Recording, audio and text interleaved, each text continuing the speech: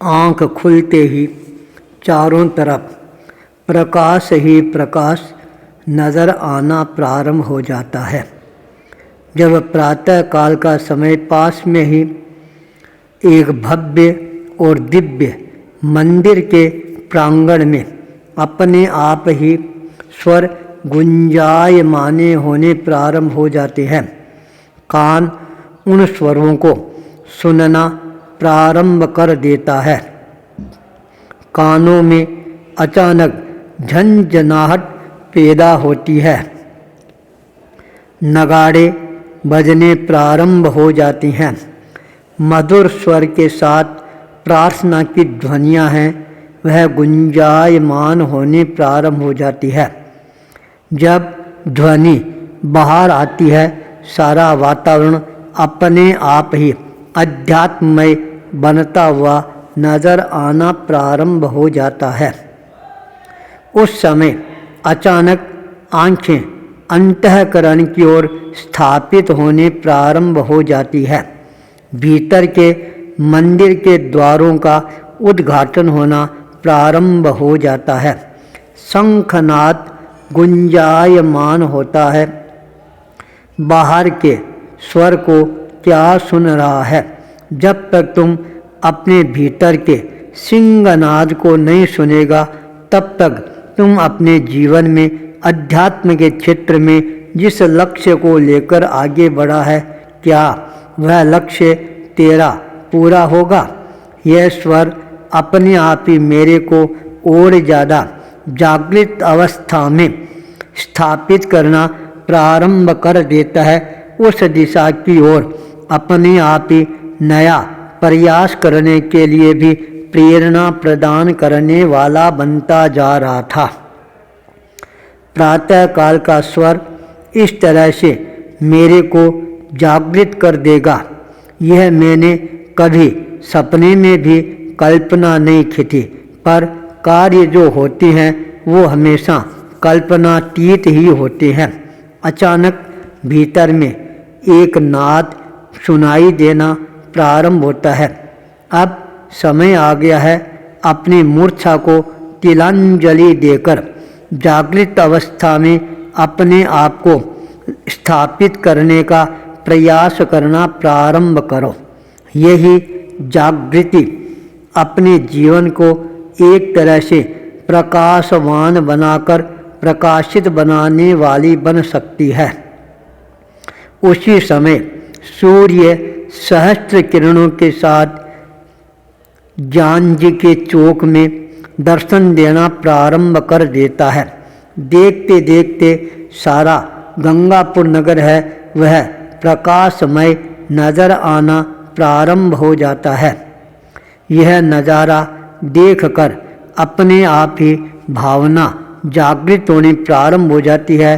क्या मैं भी अपने अंतःकरण के जगत को इसी तरह से प्रकाशित आलोकित बना सकता हूँ क्या? तत्काल समाधान का स्वर गुंजायमान होता है। व्यक्ति चाहे तो क्या नहीं कर सकता है, सब कुछ कर सकता है। उसी समय 1 जनवरी 2016 को मैंने अपने मन में संकल्प कर लिया, अब मेरे को अपने अध्यात्म के सूर्य का प्रकटीकरण करके ही रहना है, उदित करके ही रहना है। मैंने तत्काल अपने चरणों को उसी दिशा की ओर गतिशील बनाना प्रारंभ कर दिया।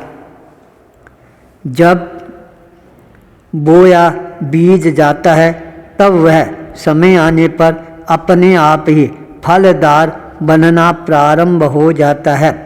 यह कल्पना नहीं की थी यह आगे जाकर इतना शक्तिशाली वट वृक्ष के रूप में उभर कर मेरे भीतर में शीतलता रूपी छाया है वह प्रदान करने वाला बन जाएगा। जब मैं अपने आप को उस पथ पर आगे बढ़ाना प्रारंभ कर देता हूँ, तब अपने आप ही मेरे पथ को प्रशस्त करने वाले व्यक्तित्व है उनसे भी साक्षात्कार करने का अवसर समय समय पर अपने आप ही मिलना प्रारंभ हो जाता है।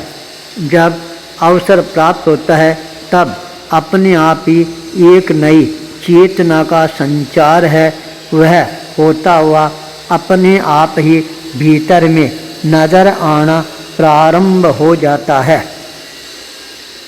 6 वर्षों की लंबी यात्रा करने के पश्चात अंतिम चातुर्मास करने के लिए लुधियाना पंजाब तुलसी कल्याण केंद्र के प्रांगण में जब प्रवेश होता है, इकबालगंज का वह पूरा क्षेत्र है अपने आप ही अध्यात्म के रंग में रंगा हुआ नजर आना प्रारंभ हो जाता है।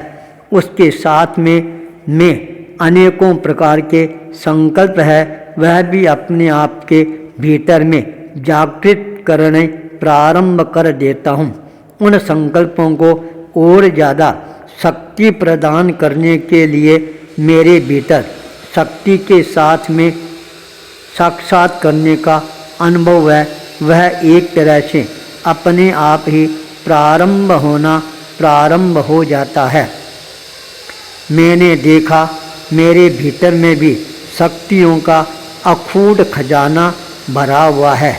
क्यों नहीं मैं अपनी शक्तियों को जागृत करने का प्रयास करना प्रारंभ कर दूं। अवश्य ही मेरे जीवन में कुछ सफलताएं मेरे को प्राप्त होकर ही रहेगी। उसी समय बेलूर से प्रेम भंडारी वहाँ पर उसका आना हो जाता है और वह अपनी कुल देवी ज्वाला देवी के यहाँ पर जाने के लिए आई थी, जो उनकी एक तरह से कुल देवी थी, अधिष्ठात्री देवी थी। उनके पूर्वज यहाँ पर जाते रहते थे देवी उपासना के लिए। उनके द्वारा वहाँ पर एक कमरे का निर्माण भी करवाया गया हुआ था। जब भी उसके परिवार वाले वहाँ जाते हैं वहाँ पर ठहरते थे। वहाँ के पंडित जी हैं उनको अच्छी तरह से देवी माता के प्रांगण में ले जाते हैं, उनकी आराधना साधना उपासना करवाते हैं। 27 वर्ष पूर्व उसने अपने मन में कोई संकल्प लिया था, यह संकल्प मेरा पूरा हो जाएगा तो मैं अवश्य ही ज्वाला देवी के मंदिर में जाकर अपनी श्रद्धा को समर्पित करूँगी। मन में संकल्प किया और वह संकल्प है भूल जाती है।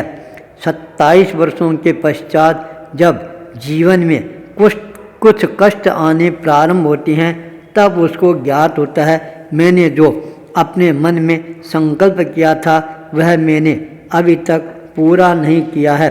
वह तत्काल उसी समय संकल्प को पूरा करने के लिए लुधियाना शहर पहुंच जाती है मेरे पास में।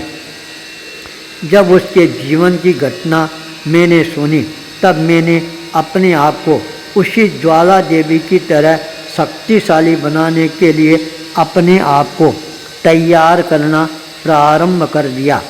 एकमात्र लक्ष्य मेरे को तभी प्राप्त हो सकता है जब मैं मंत्र शक्ति के साथ यह करना प्रारंभ कर दूं। तत्काल मैंने अपने मंत्र शक्ति को और ज़्यादा मजबूत प्रदान करने के लिए अपने आप को संकल्पवान बनाना प्रारंभ कर दिया। इसके लिए एकांत का स्थान सर्वश्रेष्ठ स्थान हो सकता है। इसी संकल्प शक्ति के साथ मैंने 21 जनवरी अक्टूबर को साधना का रोड मैप जारी किया। 27 जनवरी को साधना के पथ पर बीकानेर जिले के श्री डूंगरगढ़ कस्बे में मैंने अपने कदमों को आगे बढ़ाना प्रारंभ किया। उस समय मेरे मन के अंदर जो एक आस्था श्रद्धा विश्वास का भाव साधना के प्रति जागृत होता है, मंत्र शक्ति के प्रति जागृत होता है, एकांत साधना के लिए अपने चरणों को गतिशील बनाना प्रारंभ कर देता हूँ। मैं भी अपने कुल के प्रणेता पूर्णरासर बालाजी का स्मरण करना प्रारंभ कर देता हूँ। अपने आप को बालाजी की तरह बलवान बनाने के लिए बालाजी की जन्मभूमि मेवाड़ की ओर प्रस्थान कर जाता हूँ। वहाँ पर 29 जनवरी को मैंने साधना प्रारंभ की। मेरे कानों में हर समय अब एक ही स्वर गुंजायमान रहता है, वह स्वर साधना साधना साधना। आचार्य भूपेंद्र।